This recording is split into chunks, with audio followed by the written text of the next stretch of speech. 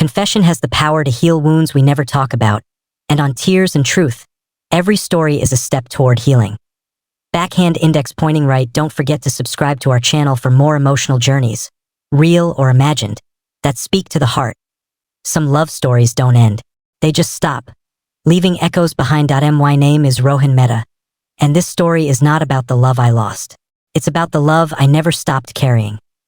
They say time heals all wounds, but I've learned that's only half the truth. Time hides the wounds, buries them beneath job promotions, weddings, weekend barbecues, and happy Instagram posts. But late at night, when the world sleeps and the facade slips, you remember everything. I still do. It's been 10 years since I last saw Ananya. 10 years since that rainy evening on Brooklyn Bridge when we walked our last walk.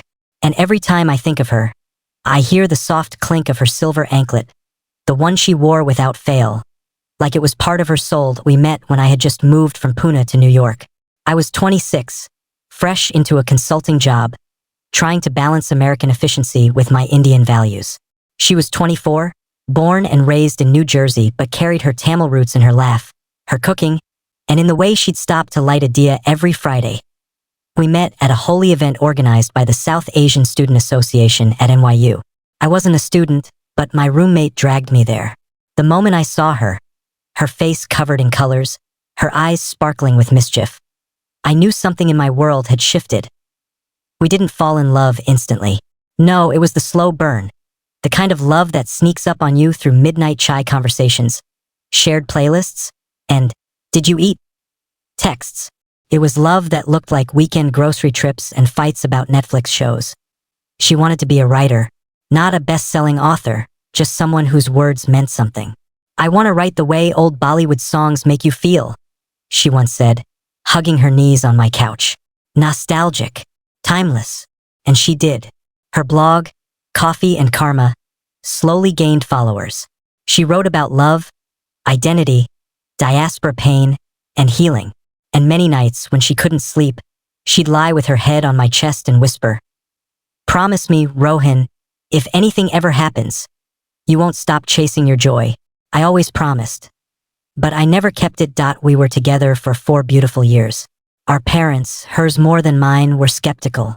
Ananya had always danced to her own rhythm, and my family was traditional, expecting a girl who'd adjust and not challenge the rules. But we tried. For a long time, we tried. The breaking point wasn't one thing. It wasn't a cheating scandal or a lie. It was life, expectations, misalignment, the pressure of settling down, and how different we saw the future.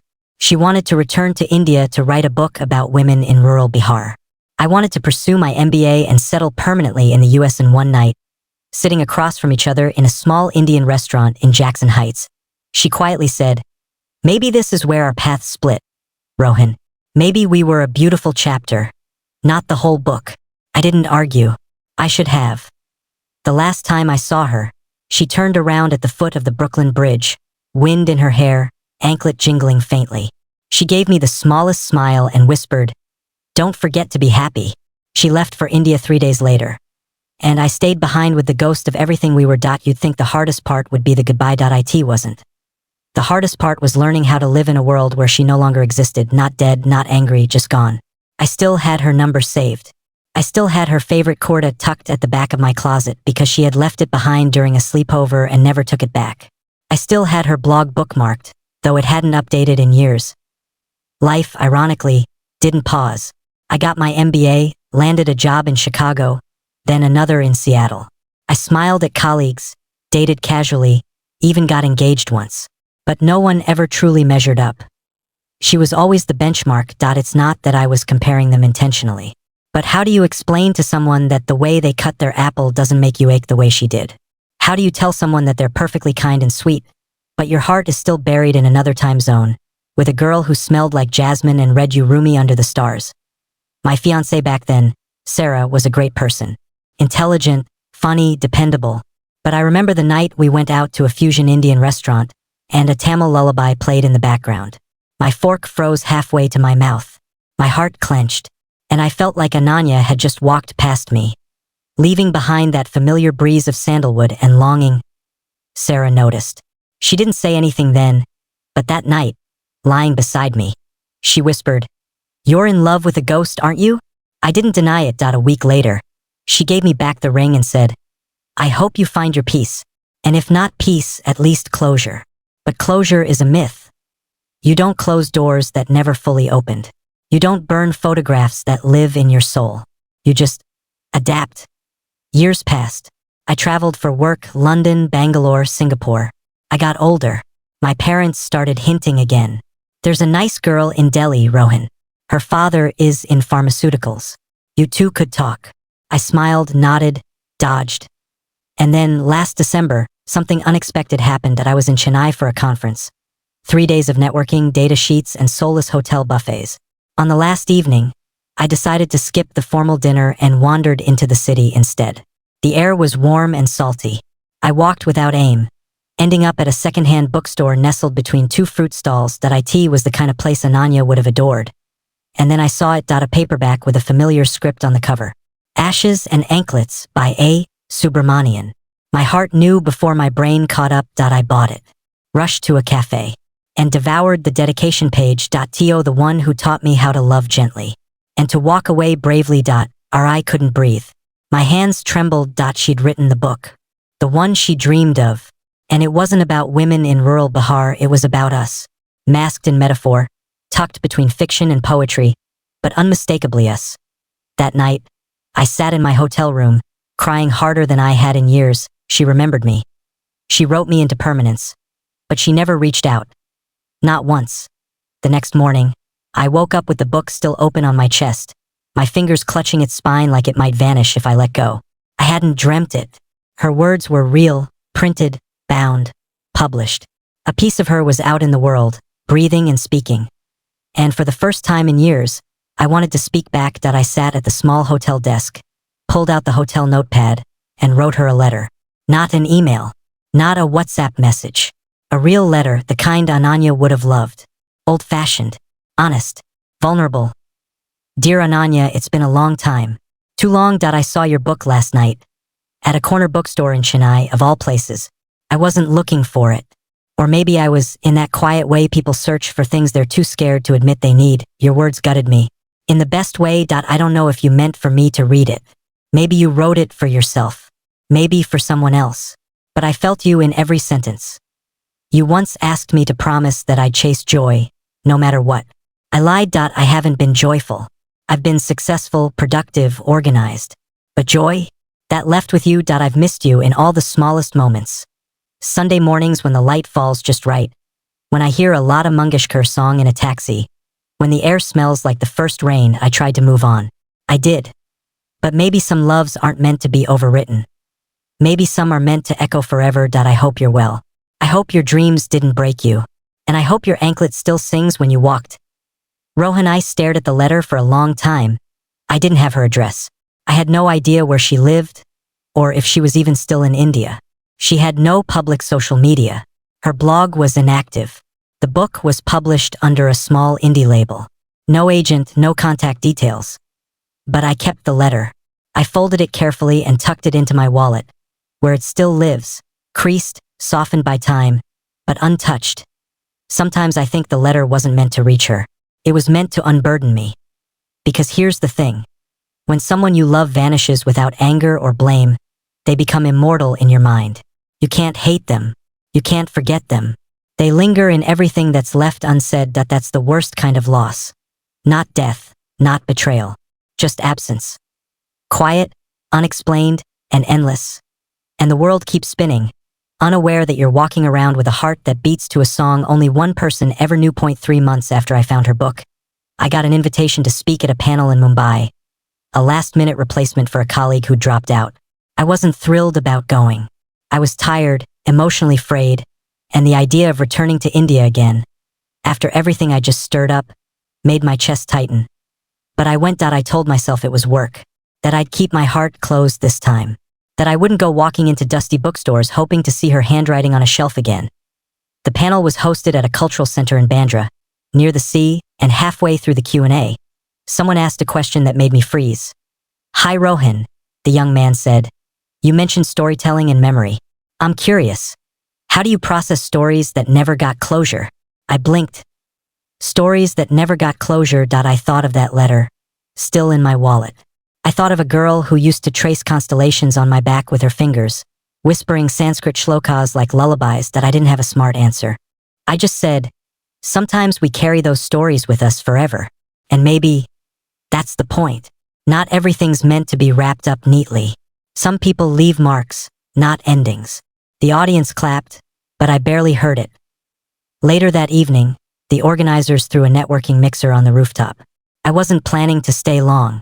I stood near the railing, nursing a glass of Nimbu soda, watching the city sparkle below. And then I heard a laugh. Her laugh. It was soft, warm, tinged with amusement and wonder. My spine stiffened. I turned, slowly, afraid I was hallucinating again. But it wasn't a hallucination. She stood about 20 feet away, wearing a rust-orange kurta, her hair tied up in a loose braid.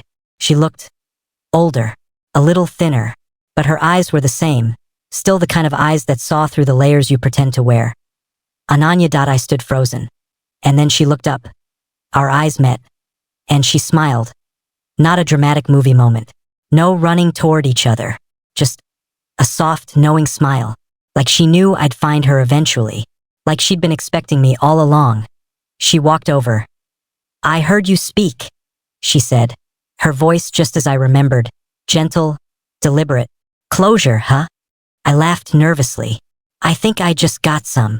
We talked. For hours.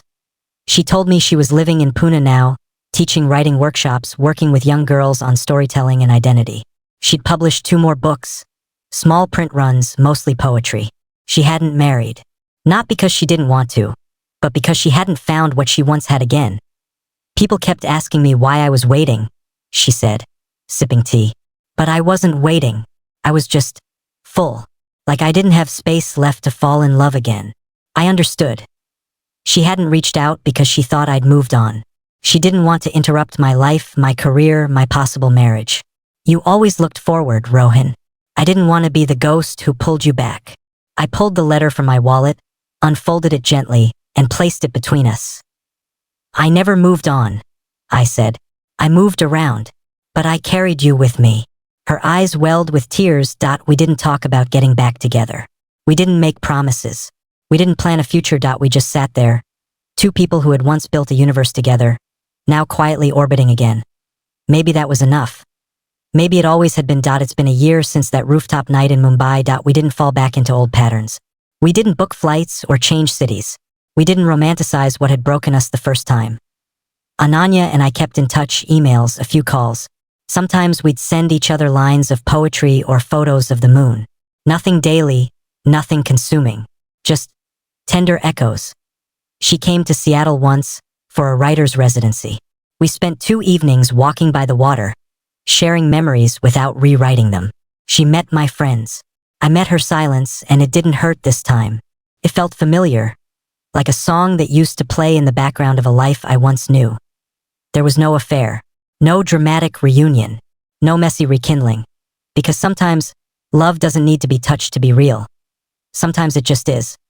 The truth is, I'm still in love with her. Not in the aching, desperate way I was at 22. Not in the heartbroken way I was when she left.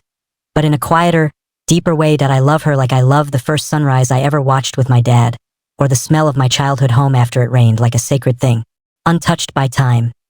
And yes, sometimes it still hurts.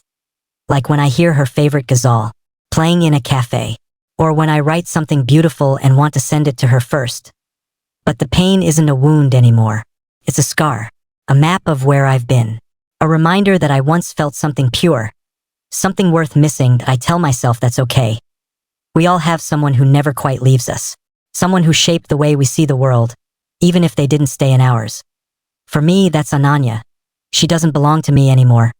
Maybe she never did. But she belongs to my story. My becoming.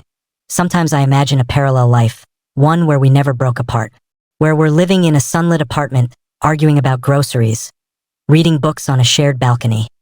But then I blink, and I return to this life, and I whisper thank you. For the time we had, for the love that lingers, for the lesson that not all goodbyes are failures. Some are just part of the plot. So, to the ones still in love with someone who's no longer in their life, You're not weak, you're not stuck, you're just human. And that kind of love, the kind that survives absence, silence, and time, that's the kind of love that shapes souls. And if no one's told you lately, it's okay to carry them. It's okay to smile at their memory. It's okay if they were your once in a lifetime. Not every love needs an ending. Some loves are just eternal footnotes.